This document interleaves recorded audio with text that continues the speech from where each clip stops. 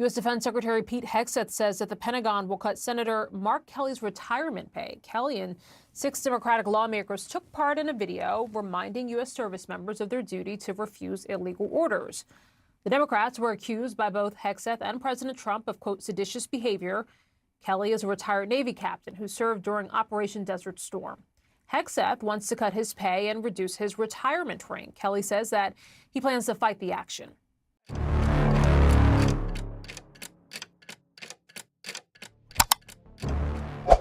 Certains événements modifient le cours institutionnel, non pas parce qu'ils décident, mais par le type de réponse qu'ils suscitent.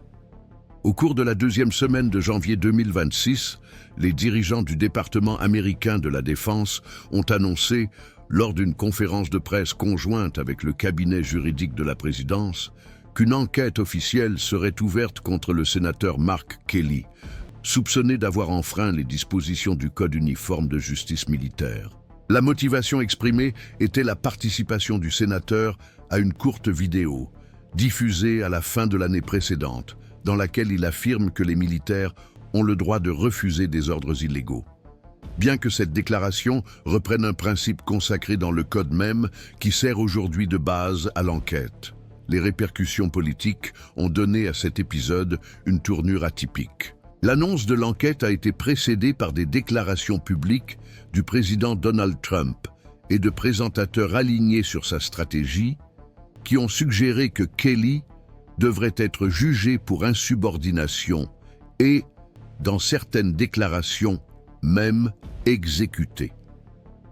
La succession d'événements a reconfiguré les paramètres du débat institutionnel, déplaçant la discussion du domaine juridique vers une zone hybride, dans laquelle l'instrument de coercition légale est désormais utilisé comme un mécanisme de dissuasion politique. L'impact de cet épisode ne s'est pas limité à ce qui s'est passé dans la salle à ce moment-là.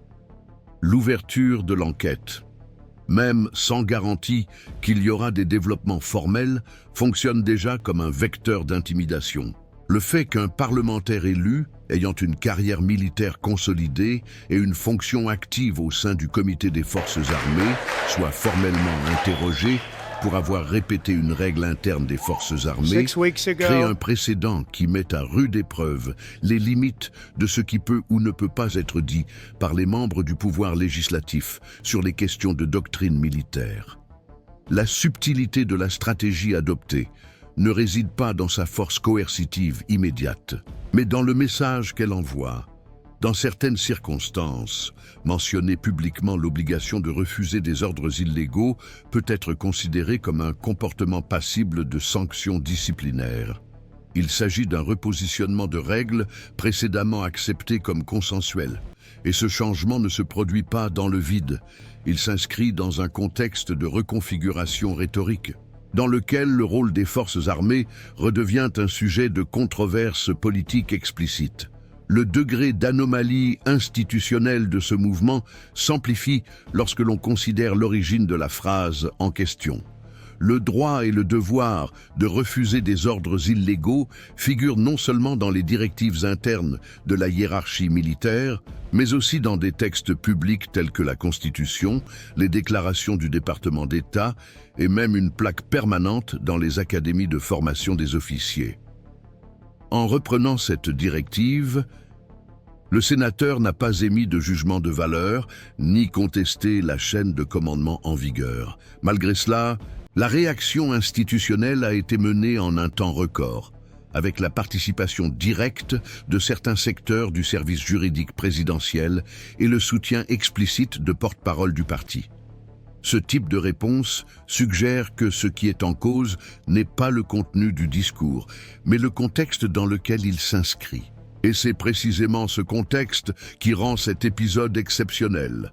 La récurrence avec laquelle les normes juridiques sont réinterprétées pour servir d'instrument de coercition indirecte contre la dissidence, même lorsque cette dissidence s'exprime par des citations textuelles de la législation en vigueur. Il ne s'agit pas d'un cas sans précédent, mais le fait qu'il touche un sénateur jouissant d'une grande visibilité institutionnelle, d'une longue expérience militaire et de compétences techniques reconnues, intensifie la portée de l'affaire. Kelly a non seulement participé à des missions de combat, mais il a également commandé des opérations sur le territoire étranger selon des règles d'engagement claires, y compris dans des contextes où la distinction entre ordres légaux et illégaux pouvait avoir de graves implications opérationnelles. Tout au long de sa carrière, il a été félicité pour sa capacité You don't hand matches et à respecter to an les arsonist, protocoles and you don't give power to an dans des conditions normales. Ses antécédents suffiraient à l'immuniser contre les accusations de déloyauté institutionnelle. Mais ce que l'on observe dans cette affaire, c'est l'inverse de ce raisonnement. Plus son autorité technique est grande, plus l'effet d'intimidation généré par ses propos est puissant. La stratégie ne semble donc pas viser la punition en soi, mais plutôt la création d'un climat de retenue rhétorique, en particulier parmi les militaires de réserve qui occupent des postes législatifs ou de conseil. Le centre de gravité de la tension institutionnelle ne réside pas seulement dans la possibilité que la procédure aboutisse. Il réside surtout dans le type de message que cette initiative transmet aux autres acteurs publics. Si un sénateur peut faire l'objet d'une enquête officielle pour avoir répété hors de l'uniforme ce qui est enseigné dans l'armée, qu'en est-il des membres actifs ou des civils qui commandent des questions de doctrine militaire? La réaction à la vidéo n'était pas isolée. Elle s'inscrit dans un schéma croissant de réponse à des déclarations qui remettent en cause l'autorité discursive du président sur des questions liées à l'ordre, à la sécurité et à la hiérarchie. Cette autorité se construit non seulement par des déclarations publiques, mais aussi par l'utilisation systématique de mécanismes institutionnels visant à accroître le coût de toute dissidence exprimée. En soumettant un discours juridiquement correct à un processus de remise en question juridique, le système institutionnel déplace l'accent mis sur la vérité vers la commodité stratégique. C'est pourquoi des épisodes comme celui-ci doivent être suivis avec attention. Ils ne concernent pas seulement des disputes partisanes ou des frictions circonstancielles entre les pouvoirs. Ils constituent en fait des tests limites pour l'élasticité institutionnelle du système.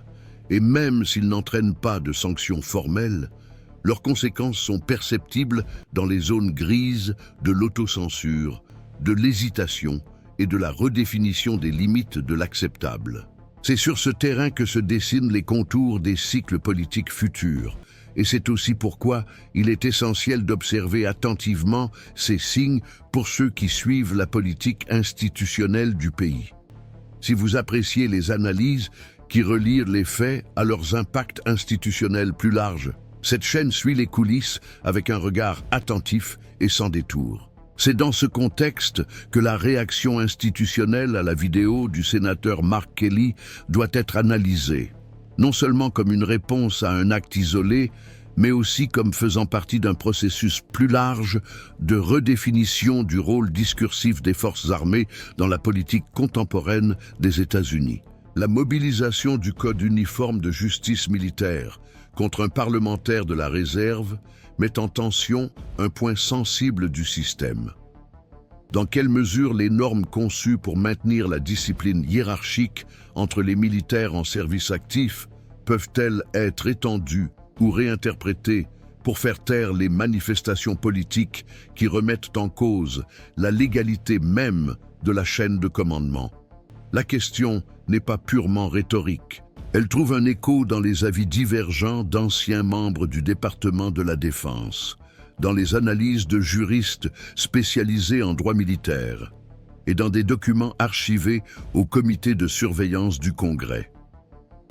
La convergence entre les acteurs civils et les structures disciplinaires militaires, dans ce cas, ne se produit pas à travers une crise visible, mais à travers un lent chevauchement de compétences, dont les implications sont encore controversées.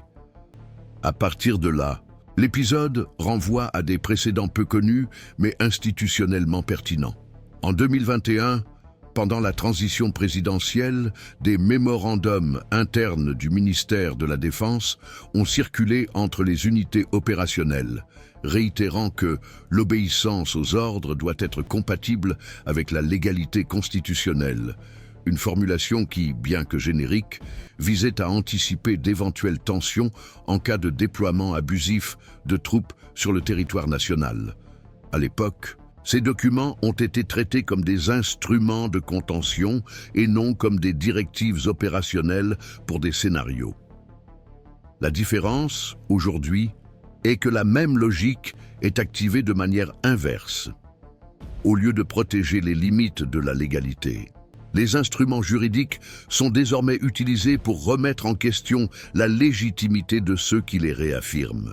Il s'agit d'un mouvement d'inversion interprétative, dont les effets peuvent directement affecter la marge de manœuvre des parlementaires, des conseillers et des officiers de réserve qui travaillent dans des domaines stratégiques du gouvernement. Cette convergence aide à comprendre pourquoi l'affaire a suscité des réactions divergentes, même parmi les membres du Sénat, alors que certains membres démocrates du Congrès ont publié des communiqués en défense du droit d'expression et de l'autonomie des parlementaires ayant déjà rempli leurs fonctions actives dans les forces armées. D'autres personnalités, y compris au sein du Parti républicain lui-même, ont opté pour le silence institutionnel. Ce silence, interprété par les analystes comme un signe de crainte politique, accentue l'asymétrie entre la rhétorique de l'accusation et la solidité des arguments juridiques de la défense. En effet, en termes juridiques, le Code uniforme de justice militaire ne prévoit pas d'application punitive, rétroactive, pour les actes commis dans la sphère civile par des membres de la réserve sans lien fonctionnel actif. Néanmoins, la simple annonce de l'enquête crée une marge de confusion normative, encourageant une perception du risque qui peut s'étendre à d'autres sphères de l'action publique. L'architecture de ce type d'ambiguïté a été étudiée par des centres de recherche en gouvernance et en sciences politiques, comme un symptôme typique des cycles d'érosion institutionnelle non déclarés. Contrairement aux ruptures abruptes ou aux décrets autoritaires, ce que l'on observe dans ces cas, c'est le remplacement progressif des critères techniques par des rationalités stratégiques. Presque toujours ancré dans la dispute pour la loyauté, ce qui est exigé dans ces contextes, ce n'est pas l'adhésion à une norme, mais la soumission au contrôle interprétatif de la norme par un leadership spécifique. Le cas de Mark Kelly, parce qu'il implique la structure juridique des forces armées, acquiert une couche supplémentaire de complexité. Le risque que les codes disciplinaires conçus pour protéger la chaîne de commandement opérationnel soient réorientés à des fins de contention, ne politique institutionnelle. Même s'il n'entraîne pas de sanctions immédiates, ce type d'utilisation tend à produire un effet pédagogique interne, à savoir que certains messages, même s'ils sont juridiquement corrects, doivent être évités par ceux qui souhaitent préserver leur position institutionnelle. La manière dont l'épisode se déroule met également en lumière la réorganisation des circuits d'influence entre l'exécutif, le législatif et les hauts commandements militaires. Le sénateur Kelly est un membre actif de la Commission des Forces armées et dispose de prérogatives de supervision sur le budget, les politiques de défense et les cadres de commandement. En orientant une réaction disciplinaire contre ce type de personnalité, la présidence laisse entendre, sans toutefois l'affirmer, que l'espace de délibération parlementaire sur les questions militaires est soumis à l'approbation tacite de l'exécutif. Il s'agit d'un renversement des rôles qui, bien qu'il ne soit pas formalisé par la loi, modifie le champ des attentes institutionnelles. Paradoxalement, la supervision devient vulnérable à la logique de la rétorsion préventive. À cela s'ajoute une composante stratégique de diffusion narrative, en répandant l'idée que même un sénateur ayant une carrière militaire respectée peut être puni. On renforce une culture de prudence parmi les agents intermédiaires qui pourrait, dans un autre scénario, servir de contrepoids technique au sein de l'appareil étatique. Ces dynamiques font également écho à des épisodes antérieurs, dans lesquels des personnalités au profil technique et à l'autonomie institutionnelle ont été publiquement discréditées pour avoir réaffirmé des cadres juridiques préexistants. À plusieurs reprises, Entre 2022 et 2024, le ministère de la Justice a été accusé par les alliés du président d'agir politiquement en rappelant les limites constitutionnelles de certains décrets. Ce schéma se répète aujourd'hui avec les forces armées, ce qui suggère que le conflit ne porte pas seulement sur le fond, mais aussi sur le contrôle des interprétations possibles de la légalité. Ce conflit ne se limite pas aux tribunaux ou au commandement militaire. Elle se déroule également dans les arènes de l'opinion publique, dans les canaux législatifs, dans les cabinets de conseil juridique et dans les codes de conduite informels qui régissent le comportement des officiers de réserve dans les environnements civils. Dans tous ces espaces, le récit qui prévaudra deviendra, avec le temps, le nouveau point de départ pour les décisions futures, même s'il manque un soutien normatif complet. C'est pourquoi un suivi constant, attentif aux implications sous-jacentes des décisions formelles, est essentiel pour comprendre les enjeux de tels épisodes. L'affaire du sénateur Kelly ne s'arrête pas à l'enquête annoncée, ni ne se limite à la portée de ses propos. Elle a des répercussions sur la manière dont les institutions réagissent, réinterprètent et parfois s'abstiennent d'agir.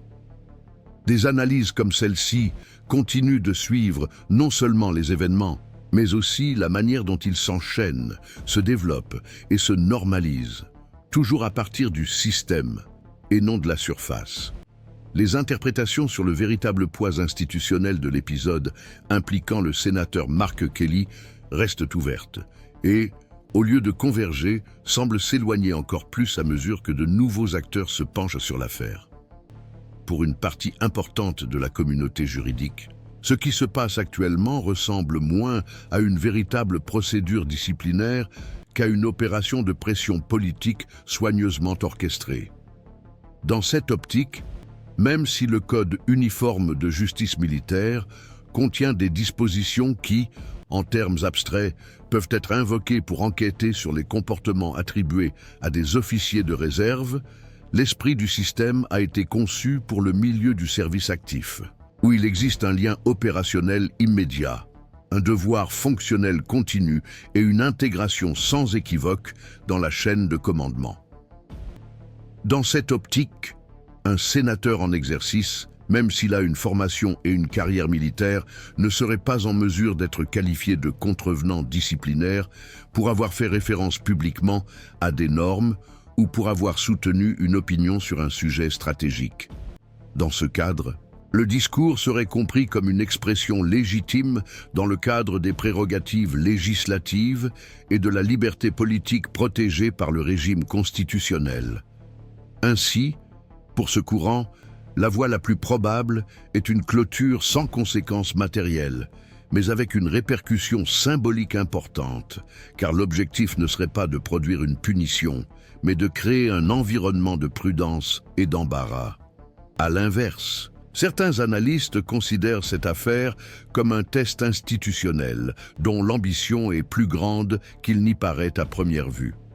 Pour ces observateurs, la mobilisation publique d'un langage disciplinaire associé à l'univers militaire contre une personnalité élue, jouissant d'une réputation technique et d'un soutien politique, n'a pas pour objectif principal d'infliger une sanction concrète, mais plutôt de créer de nouvelles limites informelles au débat public. Dans cette optique, l'épisode fonctionne comme une expérience d'élasticité. Il cherche à vérifier dans quelle mesure les structures normatives peuvent être utilisées comme outils de contrôle symbolique, lorsque certaines déclarations viennent perturber la centralisation narrative de l'exécutif. Le point décisif ne serait donc pas l'issue juridique, mais la transformation progressive de l'environnement institutionnel lui-même. La simple existence d'une enquête, même sans perspective cohérente de sanction, peut déjà produire des effets mesurables: autocontrôle parmi les parlementaires, réduction des critiques publiques, augmentation du coût politique de la dissidence et renforcement de l'idée d'autorité unilatérale, comme si la simple évocation de la discipline suffisait à réduire l'espace de contestation démocratique. C'est pourquoi la controverse passe rapidement de la discussion sur la légalité isolée des propos de Mark Kelly à la manière dont les institutions interprètent désormais ces propos. La question centrale n'est plus la phrase, mais le cadre. Et c'est ce cadre qui suscite l'inquiétude. Lorsque des principes consolidés peuvent être recodifiés comme une menace, en fonction du contexte et de leur émetteur, une variable qui modifie tout le calcul institutionnel s'installe, l'imprévisibilité normative. Au lieu de fonctionner comme une référence stable, la norme est désormais perçue comme un instrument de pression. Si ce qui est protégé aujourd'hui peut être qualifié demain d'insubordination, l'effet n'est pas seulement juridique, mais aussi psychologique et institutionnel. Le résultat immédiat est l'affaiblissement de la confiance entre les pouvoirs, car la stabilité démocratique dépend de la certitude minimale que les règles ne seront pas réécrites de manière sélective pour punir, intimider ou réduire au silence. Le plus grand risque ne réside pas dans la sanction infligée à Kelly, mais dans un système qui fonctionne désormais par approximation subjective du risque politique, remplaçant des paramètres objectifs par des évaluations opportunistes et variables.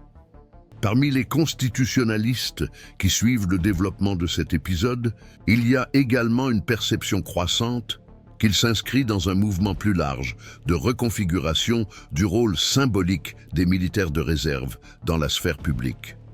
Pendant longtemps, ces agents ont été considérés comme des médiateurs entre les connaissances techniques et le débat démocratique, apportant profondeur et prudence aux discussions sur la sécurité, la stratégie et la défense institutionnelle.